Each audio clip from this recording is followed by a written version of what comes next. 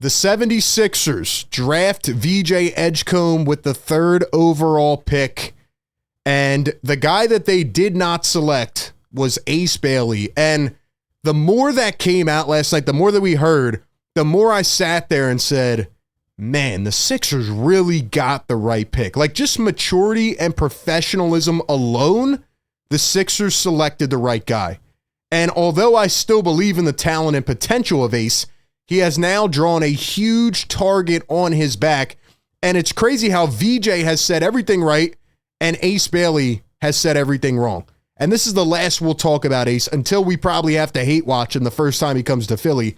But anyway, Ace Bailey on going to Utah, he says, quote, I can control what I can control. They feel how they feel, but my team and me focusing on basketball and them doing what they're doing, so it happens.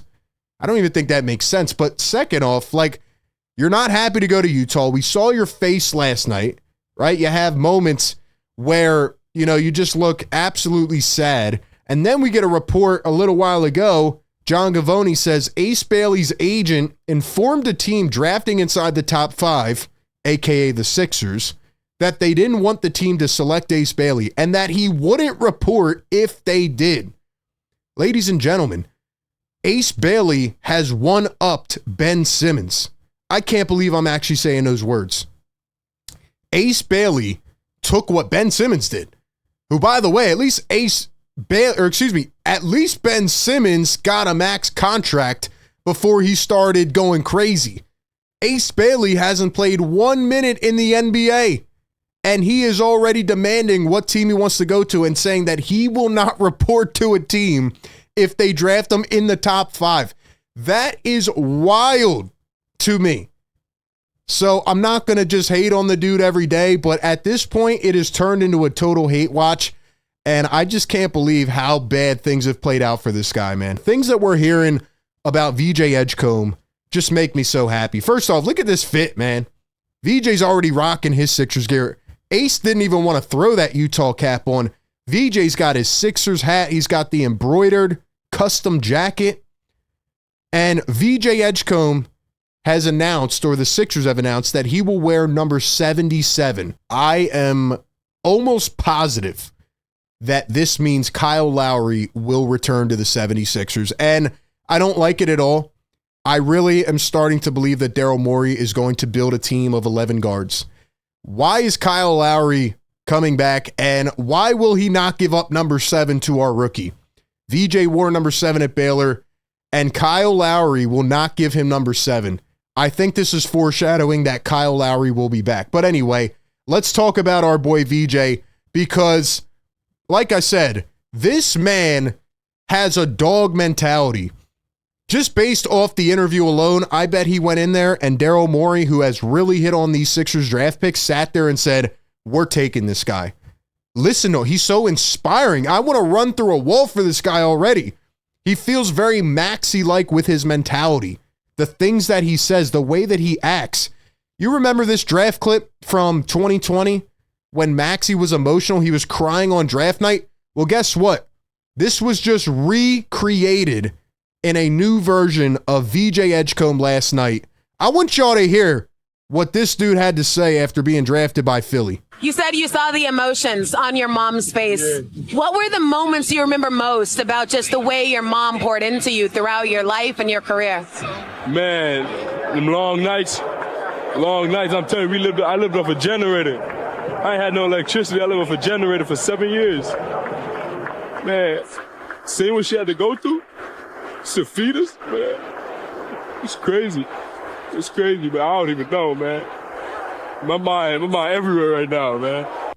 If you watch this clip and are not fully bought into VJ Edgecombe, there is something wrong with you.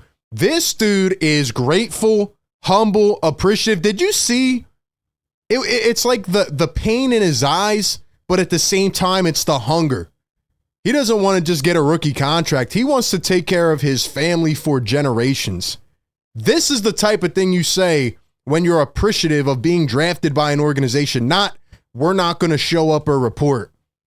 I'm fully bought in just based off this clip right here, saying that he lived on a generator for 7 years and that his mom worked so hard and could barely feed his family. This guy's awesome, man. And in addition to that, he talks about Tyrese Maxey, who showed up for the workout with him. And he says, quote, "That's going to be my backcourt mate, man." Edgecombe says, hopefully he and Maxey can retire as part of the same team one day. This guy's already talking about 10, 15 years in the future and wanting to build a career here in Philadelphia. Ladies and gentlemen, that is the bulletin board, top, clear, perfect, pitch perfect example of how you do it. Shout out to VJ, man. And in addition to that, he gets asked about his defensive mindset, and this is what he had to say, quote, "I hate to see other people score, man. I just hate to see other people score. I just do not like to see other people score." This dude is going to be an absolute pest. We talked about his elite defensive instincts and skills throughout the pre-draft process.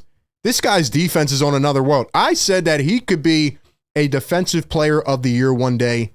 And obviously, he still needs to work on his game offensively. There's a lot of upside. There wasn't a lot of volume in college, right? Like, even last night, I talked about his at-rim finishing ability. Some people are higher on it than I am. I think the potential's there, but I think that it's going to take time because when you watch his tape at Baylor, he wasn't really handling the ball a lot. So I think we need to see how it can develop at the next level against NBA length, against actual NBA defenders. But his spot-up three-point shot looks good. His defense is off the charts. And you can just tell by his mentality, this dude wants to get better and develop and win. And I am just so happy that, no pun intended, they aced the pick by selecting VJ Edgecombe, a guy that actually wants to be here and get better. Ladies and gentlemen, here's VJ Edgecombe getting called by Daryl Morey and Nick Nurse and Elton Brand last night. This is how you look appreciative when you get drafted. VJ, we did it, man. We did it. We did it, man. Yeah, 100%. 100%. Happy, so happy for you. I'm ready to go play. This dude's crying. I know you're going to be ready, man. We're so happy, and I'm happy for you. Congratulations. Let's get this journey started. Congrats. We'll see you here soon. Thank you, man. Thank Okay. Can't wait. See you soon. Enjoy it. Yo, I am so bought in on VJ Edgecombe. And let me tell you the final kicker for me. Today, VJ Edgecombe was already back in the gym. Ladies and gentlemen, VJ Edgecombe has been compared to D Wade and Oladipo and Jimmy Butler. I haven't really seen those comparisons when I watch him. To me, he feels like a very supercharged role player who can get to that point maybe eventually. And again, he needs more volume. I need to see it more in action. But this clip right here, first off, this dude's already in the gym more than Ben Simmons ever was. And second off, this clip gave me some serious Jimmy Butler vibes. Look at this. I like it. I know it's a workout, by the way. I know it's a workout, and Sixer fans can't get overhyped about workouts. But ladies and gentlemen, watch this, man. This gave me some serious Jimmy Butler vibes right here.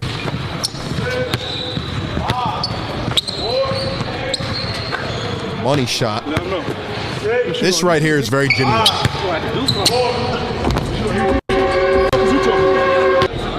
He said, F you talking about, I'm going to shoot on you. You got to do something. And he's talking smack. Let's go.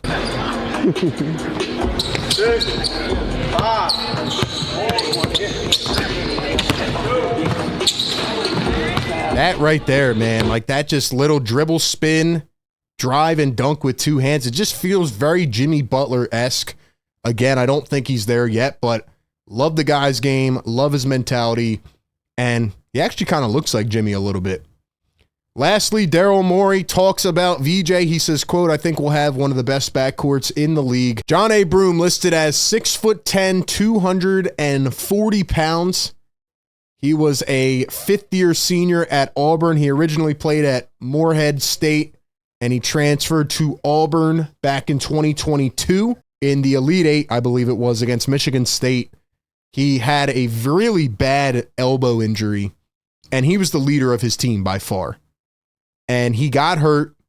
They said he was pretty much done for the game. He went to the locker room, came back, and forced the coach to put him back in the game.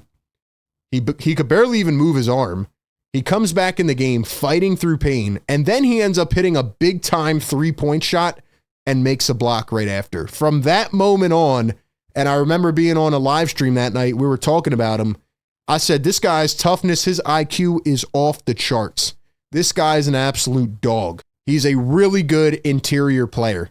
Great feel around the rim. He's got a nice little post hook, nice little floater, nice touch on all of his shots from about 5 to 7 feet away from the basket. And he's a pretty good defender for his skill set. You know, he's not the quickest, fastest guy, but pretty hard-nosed defender, pretty good shot blocking presence. This past year, he averaged 2.1 blocks a game.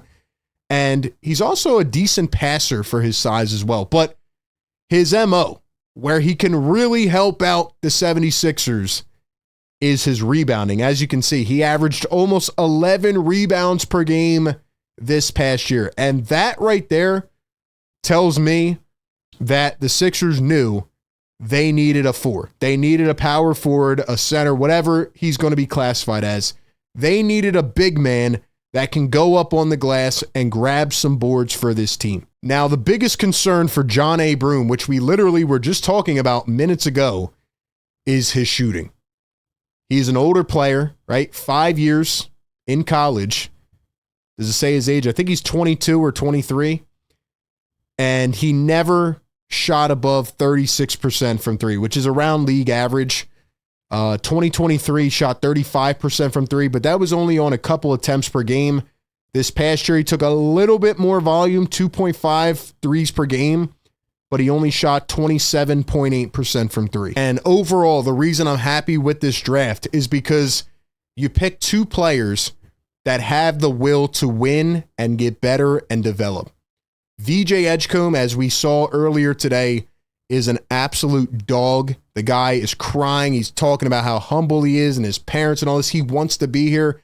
And Johni Broome was literally willing to come in and risk a long-term health issue and injury to come back in and fight for his team in the Elite Eight and then in the Final Four. One thing that's been wrong with the Sixers for a while is their culture.